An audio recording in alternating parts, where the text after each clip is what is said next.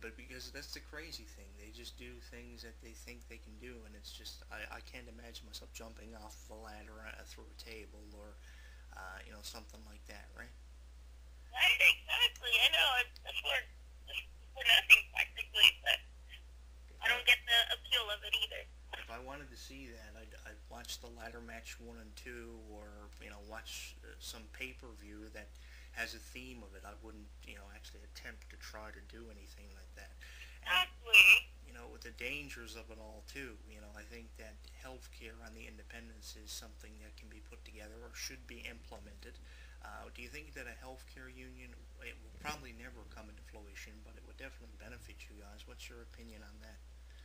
Well, yeah, definitely. I think I know a lot of other wrestlers who are just as struggling as me, especially when it comes to healthcare. I mean, I could count points of many times when I got hurt or had a sprained ankle or a messed up knee or got concussions that I just walk it off and let it heal on its own because of the lack of healthcare and insurance and the unions. But like you said, I don't really think it will ever happen. But I think it's definitely that needs to be implemented, or at least some sort of thing that will definitely help us out in any way possible. Even a little bit will help. But I think it's a good idea, definitely. But Yeah, only time will tell if it ever does come about. yeah, and the athletic commission is a union that I think should really back off of the independent wrestling too, because if the athletic commission is always around in places like Virginia and North Carolina, I think is the other state too.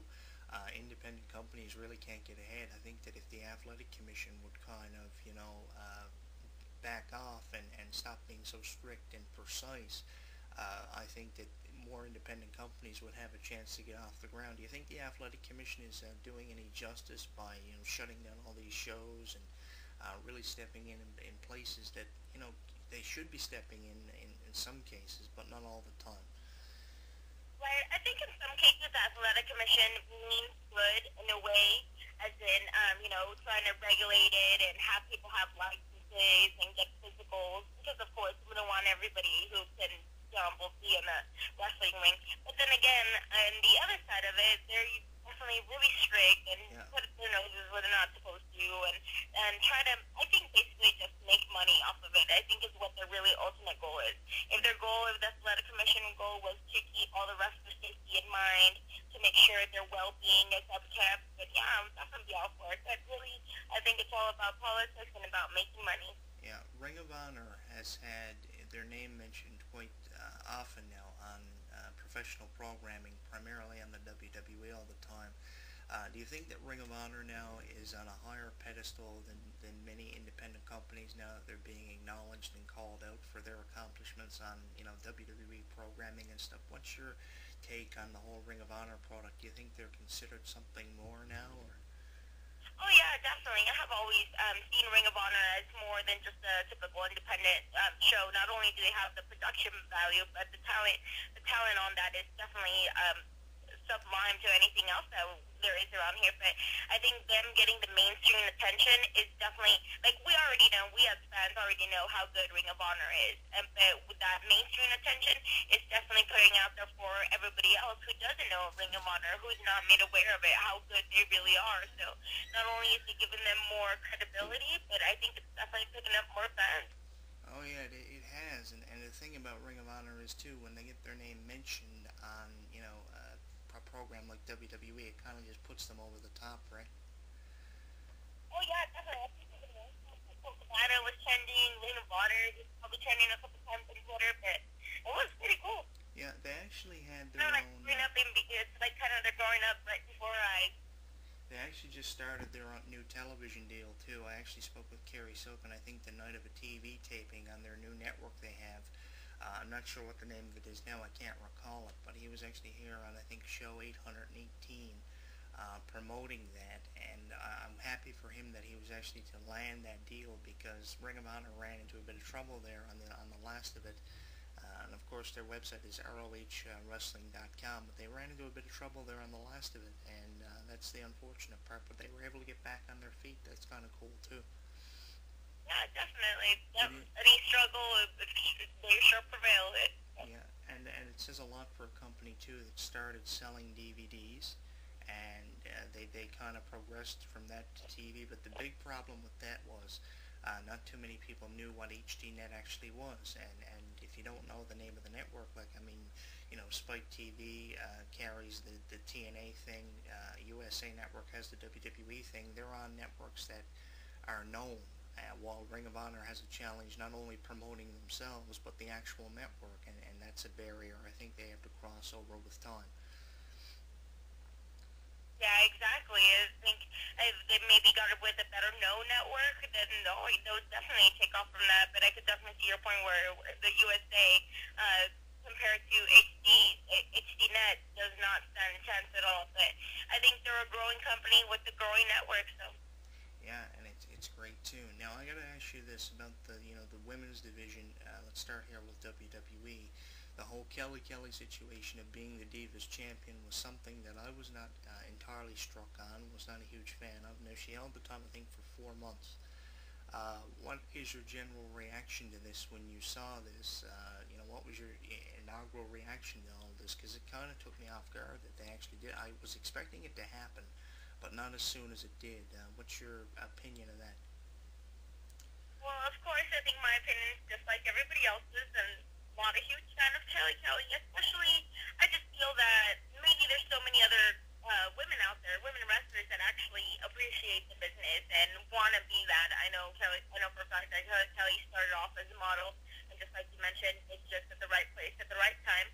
But apparently she must be doing something right since WWE does promote her and it puts it out on her for 4 months.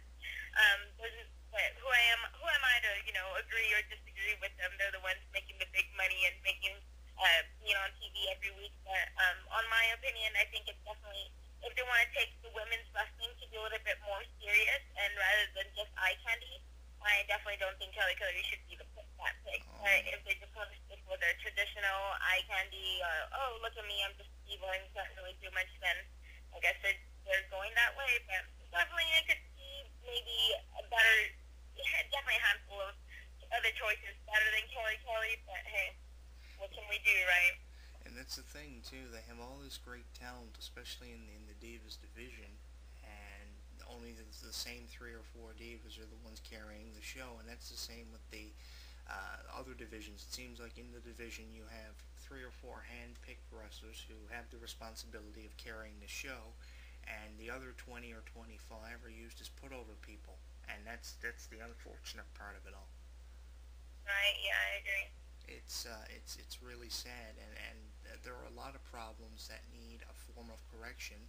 And if we were to run down all the problems, then we'd be here all night. And yep, definitely. It was on and on. That's the unfortunate part of it all, and I really wish I had an answer for all of these problems. But when you have a bunch of idiots running the show, then a solution is never going to be formulated because every day there's something going wrong rather than being improved. Right. So when you find resolution to one problem, then another problem arises, then you spend another 6 months trying to correct that, and within that 6-month period another problem arises, and then that's it. That's the fucked up thing about it all. But yeah, I was really taken off guard when they put the belt on Kelly. I think that she'd be more effective as a heel character as a Divas champion, but I don't know why they don't make her heel anymore. Like there's a lot of questions I have about that, and there's a lot of questions I'll continue to ask about it. Right, and some answers we will never know. I'll never know. Now you have, you mentioned some shows there that you have coming up. I'll get you to throw that out here one more time before I finish this thing off. Where are you going to be, and is there a website too that I can throw up on the forum and you can put out there for these shows for ticket information and any additional information that people may be searching for? Yeah, definitely. My next book show coming up is November 5th in Lawton, Oklahoma for Impact Zone Wrestling, and their website is IZW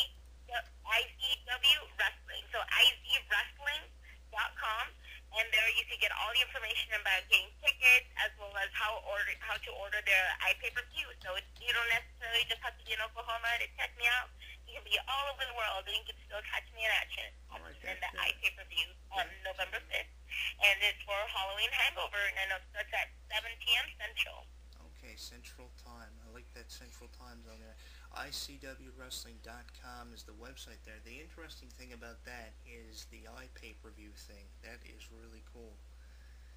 That's Yes, I'm definitely excited. It's going to be my second night pay-per-view, and I think it's a platform that a lot of independent wrestling companies should definitely take advantage of and jump on. That's a big way to getting your name out there and have so many more eyeballs around the world to check out your product. yeah, and that's the thing too. The ability to stream this stuff is becoming quite popular, and I noticed that from a lot of the websites that I've actually had the opportunity to check out. Some of them have these, unbelievable ways of stream. I don't know where they're getting the sponsors or the financial backing to do it. But with the ability of this iPay-per-view thing, it is great because it definitely expands the popularity of your promotion and expands the capability of being able to promote it. So that's great too. Oh yeah, definitely. I agree. So. iPay-per-view. How do you think this show became so popular? It wasn't syndicated. It was through the internet. Right, exactly. That's how a lot of promotions get their start. So that's pretty cool that the iPay-per-view is put up by EFL.TV, which I know they have hosted other wrestling promotions such as Ring of Honor or a lot of MMA stuff too. So it's definitely a really good place to have the iPay-per-view at.